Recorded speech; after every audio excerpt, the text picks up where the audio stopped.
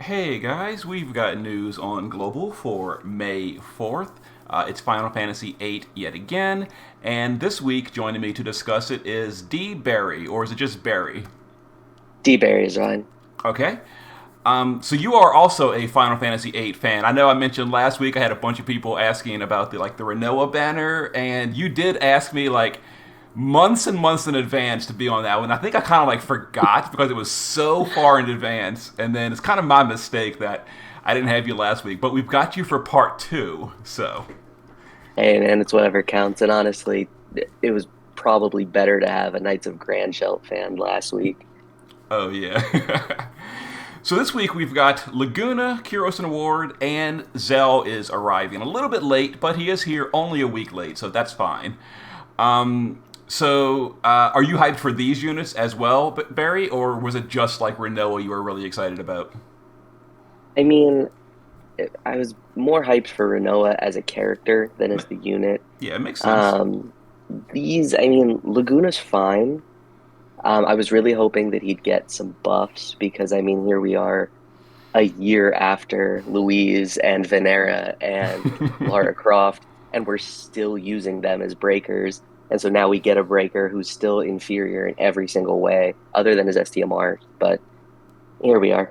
Yeah, it's a little sad the way they handle these classic banners, like the Final Fantasy VIII, the Final Fantasy IX, the Final Fantasy V, etc. They don't really see buffs very often. The premium ones sometimes do because premium means money, but for the non-premiums, they're mostly just ignored, and it feels bad. There's some exceptions, like Lena got her frames changed and her field adjusted, which was great and all, but those kind of changes are few and far in between. And these guys, as you mentioned, absolutely needed some buffs. This is, unfortunate for the Final Fantasy VIII fans, this is not the most powerful week to be pulling if you want to pull something. But let's go No, over it's not. the stuff itself. So 42k for the step up. The shards are in the shop. You got the crystals in the shop, the mystery crystals and the crowns if you wanted to go for them. And some outdated STMRs. So Yeah. Laguna, do you want to talk about Laguna? Are you familiar with him from the JP server? I am. I actually did some brushing up, Okay. just to try to remind myself why he seemed to be so not talked about from the JP server. And I guess at the time, they were completely devoid of any 90% breaks. So Laguna getting, 85, 88% breaks should be fine. But again, we're in a time where we've had 90% breaks on defensive stats for a year. His imperils are great. His STMR is actually fantastic. And honestly, go grab one copy to get his STMR for Sky for Cow. But otherwise, yeah, it's pretty forgettable. Yeah, he basically follows the same template I've been talking about for a long time. It started with Tulian, then Edge, Axstar Reagan. Well, here is the water version of the copy paste breakers. He is just the water version of Tulian and uses gun instead of axe. Otherwise, he's basically identical. With a worse vision card, if we're going to be honest about it. Oh yeah, the vision card.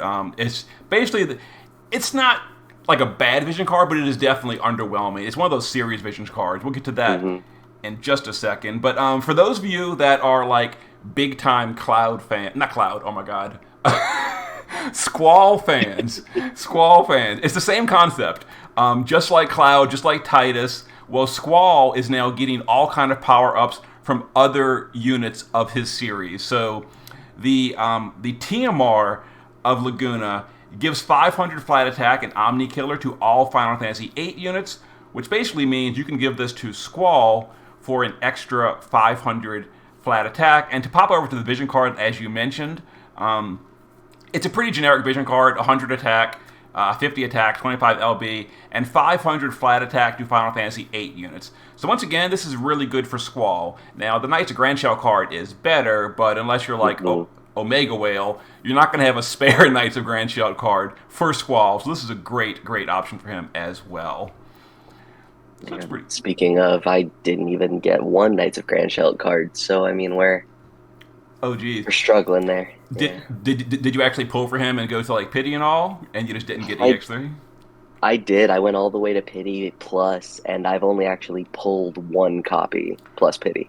Oh geez, ouch, big ouch. Yeah, I've been on the fence about pulling it. I said in my video like last week I'm gonna probably pull. I haven't yet, and I'm leaning towards not pulling because yeah, horror stories like that really make me nervous, and I don't want to go 60K with like one or zero copies and then just like not have anything. That would be the worst. Other than Elms pushing me in that direction, the only reason that I did is, as far as I'm concerned, the biggest pull-worthy unit is Anniversary. So who knows at this point? Yeah. So there's really not much more to say about Laguna. Like he was cool in Final Fantasy VIII and all, but like as a unit, I mean, he just suffers from the copy paste curse, and he's just Right. an underwhelming water breaker. I mean, if you love Laguna, if you want every single bit of power for your Squall, go for it. Otherwise, you can kind of do better. Or again, that STMR for Clash of Wills. I Mm-hmm. can't imagine that Sky wouldn't appreciate it. Yeah, it's a two-handed gun, so go over specifically. It's two-handed gun, Laguna only for the flat attack, but the rest of the stuff, the LB damage and the killers, yeah, works for everyone. It's pretty good. Very nice. And then Kiros and Wars. These units are they were a little more popular in JP just because they're the first JP units that had tag chains actually worth a damn. Like every single tag chainer until these units were just absolute garbage damage. Like if you're using a tag chainer, it was strictly a support chainer.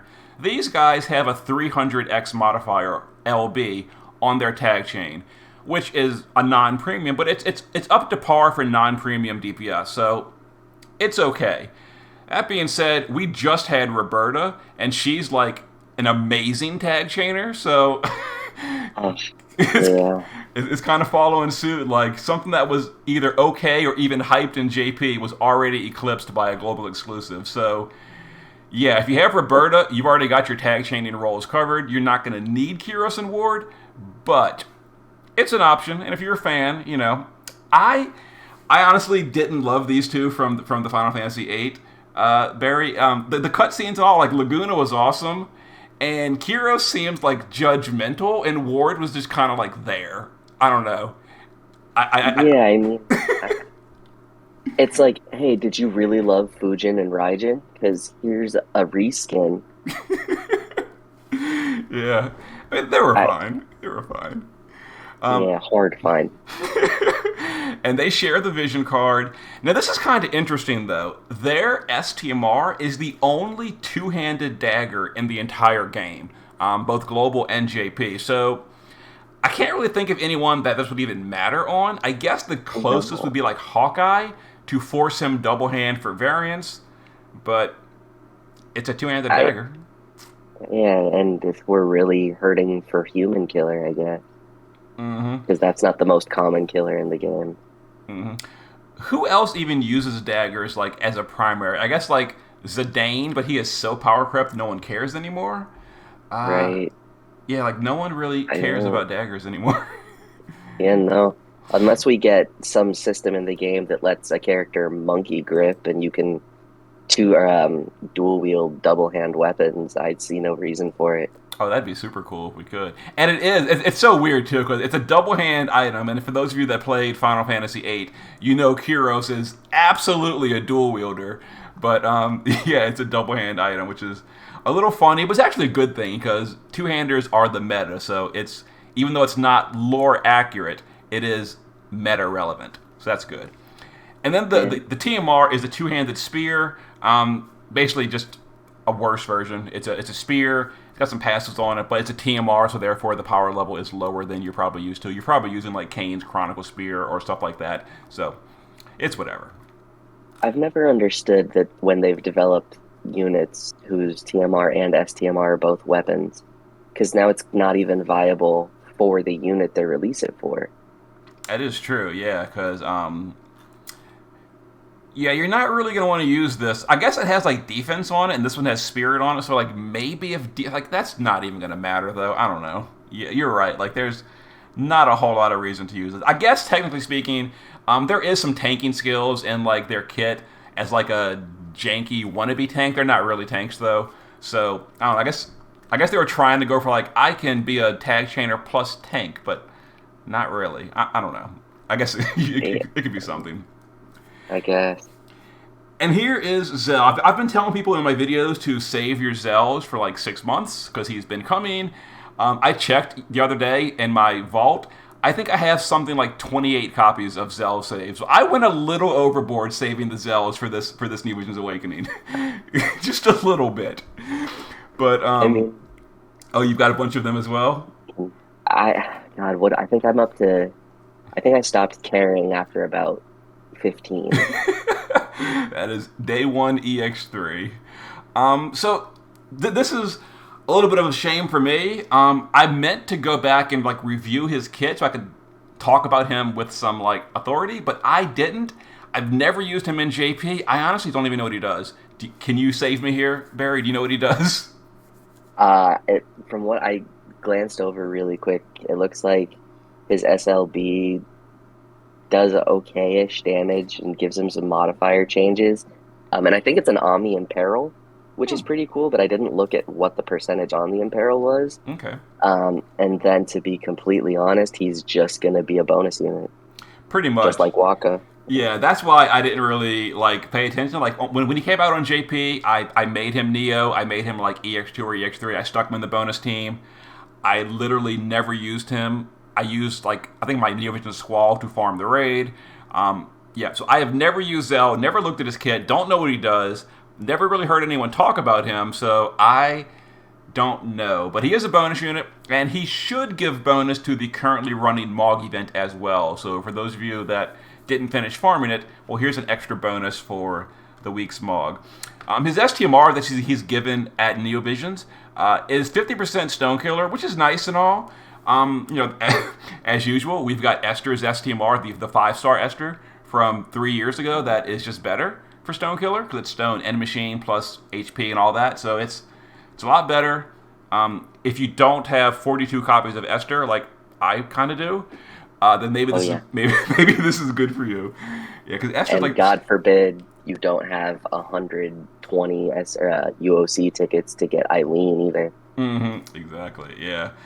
So I guess I really should go and read the wiki about what this guy does before he comes out on Thursday, so I can maybe try to use him. But unfortunately for today's video, I don't know what he does, but Barry explained the basics of it. So here's the raid. The first shoot is from the scene where the Red Dragon attacks Laguna's little movie career. This chess piece seems okay. It's evasion and 40 attack. It's not great, but it's not bad. I guess Zidane's chess is a lot better, isn't it? 30 evasion. Yeah, but it wasn't free, technically. True, very true. On the other hand, this earring is actually pretty nice. It's a 45 attack and 50 human killer and the accessory slot. There's actually not a ton of human killers for the accessory slot. There's the Xenogears badge, but that's only 40 attack. And I think that's mostly it for the accessory slot. So yeah, that sounds right, actually. Yeah, so this is actually pretty nice, pretty nice. The materials or whatever, they're not locked to a unit this time, which is awesome. Fairy Killer and Dragon Killer, and the next Clash of Wills is Fairy and Dragon for May, so might be helpful. That's true. I mean, and it's always nice to see killers plus stats, even if they are piddling. And bonus units, and then if I remember correctly from the JP server, this is another super easy EX battle. Kind of like the T-Rex from the last week's battle. I didn't even make like a budget guide for that because it's like even new players are going in there and like 1 or 2 turning it. So this is mostly the same thing. This is not a hard battle, so it's there. Yeah, I think I got lazy with that. Went in with a tank and Roberta and 2-turned it. Oh, nice. And then for a change of pace. Now, this is the one that's a little bit amusing. Now, I'm probably going to look foolish when it comes to global, because people are going to go in here with, like, I don't know, Squall and stuff and destroy it. On the JP server, when this Chronicle Battle came out, I had no copies. I had an EX0 Squall. I didn't have any Zells saved up, because we didn't know about Zell in advance on the JP server. I didn't pull for Renault. I didn't pull for Laguna. So I had literally no Neos except one EX0 Squall forever. I could not beat this Chronicle Battle. This is Final Fantasy VIII only, and this is the boss version where you got to do it in like 4 turns or something. I couldn't do it for like months on the JP server because I had no Squall, I had no Zells, and no units, and I like 7 stars just can't do it in the turn limit. So this one, yeah, it's not a hard Chronicle Battle. It's just that you need some Final Fantasy VIII units. So if you're in my position where you don't have any Final Fantasy VIIIs, you didn't have any Squalls saved up, you didn't save your Zells like I told you, this is going to be hard. It's going to be hard or borderline uncompletable. Otherwise, once I pulled a single Renoa off banner, I went in here, easy. Easy, easy, easy. You just need some form of Neovision's DPS to do it in time. So, yeah. Fair enough. It's a good thing I have 2 EX3 Squalls then. Oh, geez. He hasn't left me alone for 2 years. This will be super easy for you. But yeah, it's a Chronicle Battle against Fusion Evasion. I don't remember the specifics of what it does. Like I said, it's not really a hard fight. It's just really bulky. But if you've got a Neovision's DPS, it's not too bad. I'll definitely have some guides for that on Thursday. I actually did pull a Renoa from off banner when I used some tickets on last week, so it's kind of awesome. I got an EX0. Tomorrow we get a login shard. I think I'm going to grab the extra shard from the Lapis shop for 2,200 to make her EX1. So I have an EX1 Renoa for this, and I also have an EX2 Squall. So I'll probably do multiple guides for this one on Thursday. It's a good thing you were talking about how much you wanted Renoa for the last few months. I mean, okay, so my big complaint with Renoa is that her damage is just a little it's not terrible, but it's definitely not meta. And I feel like she definitely needed some global buffs, and they didn't give it, and it feels real bad. On the other hand, the field she brings is very, very nice in some scenarios. So I was kind of happy to get that off-banner Renoa. I didn't want to chase her, but now I have that field in the back pocket for any time I really need that field, which is really cool. And I mean, after we get mage variants, she's not nothing. Mm-hmm. It's a little hard to timing cap a quad cast Apocalypse, but it's not nothing. Mm-hmm. Definitely. And just to mention for those guys that don't know, it is Golden Week in Japan this week, and for the Japanese culture, that's apparently like a really big deal, and a lot of businesses are closed. So that's the reason they're changing. Like the news came early, and then the maintenance is delayed because the offices are not open this week. But yeah, so just keep that in mind. Maintenance is 1 day later than usual. It will be starting on Thursday night and finishing on Friday morning. So just keep that in mind, when you're using your orbs and all that. 1 day later for maintenance. And then we got the briefing for the month of May. So we basically got confirmation that we're getting the Dark Visions from the JP server as we kind of expected. Two sub-bosses, and then the final boss is Dark Odin. It's a beast in human. This is not this week. This is just later in the month. But just pointing it out real quick, they did change the weakness. So, in JP, it was only weak to, I think, water and one other one. On Global, they're going the usual route where they make it vulnerable to anything. So if you do pull for Knights of Grandshelt, they are going to be useful here. On the JP server, they were not, and I was pretty salty about that because I had just pulled for Knights of Grandshelt on JP, and then the next Dark Visions, it was immune to Light Element. Thankfully, Global is changing that, so you can use your Knights of Grandshelt next Dark Visions if you want. On the other hand, Clash of Wills, Light Element is leaving the building. No light next month. No fire either, so thank God Roberta's useful on a dragon boss. That is true, no fire, but thankfully Roberta is non-elemental, and she does have ice support. She can buff your team's ice, amplify by 4. She can't imbue you, which is a little tricky because there's not many ice imbues, but ice is vulnerable, and Roberta can amplify ice by 45%. It is a fairy dragon, meaning Roberta, like you said, is probably going to be a great option for the killer. The only good fairy killer I can think of is like Bulwark. So what you could do is like bring Bulwark and Roberta. Bulwark can imbue ice and only partially amplify it, and then Roberta can use her big amplify, which is better than Bulwark's. It might be a nice combo. This is probably not until the end of the month, so this is like really looking ahead. But right. We did get the preview. I'm not going to go over the AI too much. We're going to get more info on that on the actual Dark Visions week. But then water and dark element for the other weaknesses. So I just wanted to point that out. Any predictions, Barry, of the next Clash of Wills unit? So when we got this brief, that was the first thing that I was trying to figure out was what it could possibly be.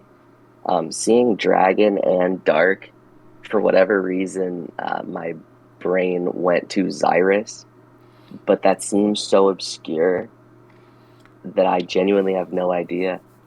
Okay, that is true. The Xyrus was like part of like the Dragon's Killer release during his first release, and he was heavy in the dark elements. So yeah, quite possible. We will see in a few weeks. But yeah, that's basically it for this week. Not a ton going on. Just the raid and a new banner. So anything else you wanted to say before we wrap it up, Barry? Not much, man. I appreciate you having me on. I hope that they figure out how to give old Final Fantasy units some love that aren't just premiums. I mean, seeing what they've done with Final Fantasy X after they already released Final Fantasy X with two premium Neovisions, and now they did it again on JP with two more premiums. I they've got to figure something else out. Otherwise, they're just going to teach the entirety of Global that you only should probably pull for Global exclusive or FFB units. I agree. I've talked about it before. How disappointed I was with the Final Fantasy V event because for you it's Final Fantasy VIII. For me it's Final Fantasy V and IX are my two big favorites, and they have both not been treated kindly on the global server. So I would absolutely love what you say for them to give more classic Final Fantasy game characters some love on global. But okay. I guess we'll see. Yep. We'll see you guys next time. Thanks again for joining me, Barry. Thank you. See you later.